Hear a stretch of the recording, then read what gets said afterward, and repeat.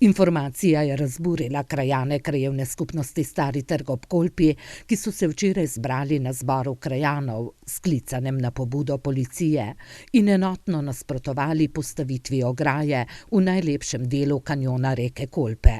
Mi si ne želimo naravo sami sebi vzeti. Čemu? Da bomo mi gledali to žico. Žica je namenjena koncentracijskim taboriščem, ne pa neki neokrnjeni naravi. Ne bomo pustili, da bi v kanjon Kolpe poslali gradbene stroje in postavili ograjo, ki tam ne sodi in je brezsmiselna, saj ne bo zaustavila migrantov. So bili odločni krajani, prepričani, da bi ograja ogrozila delovna mesta v njihovi dolini, kjer se ukvarjajo s turizmom. Vi žico postavljate za nas, ne postavljate za migranti. Žica ne bo rešila nič. To veste sami. Dejte kako patruljo policijsko več ali pa vojaško, pa bo to lažje. Ta ograja ni tako poceni. Če bi ta denar spremenili v izgradnjo te ceste, po moje, da bi bil učinek večji.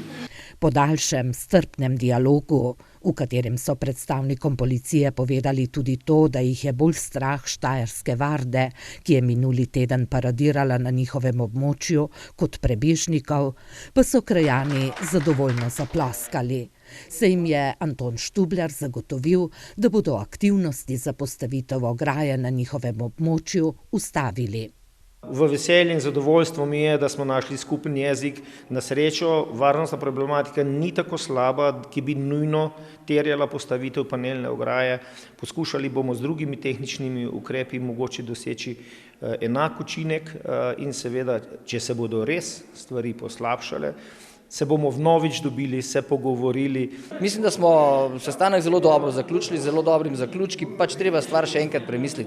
Ni tako kritična še in vzemimo si čas. Država naj poskrbi za ustrezno infrastrukturo ob meji, kajti to je največji garant varne meje, je še dodal črnomaljski župan.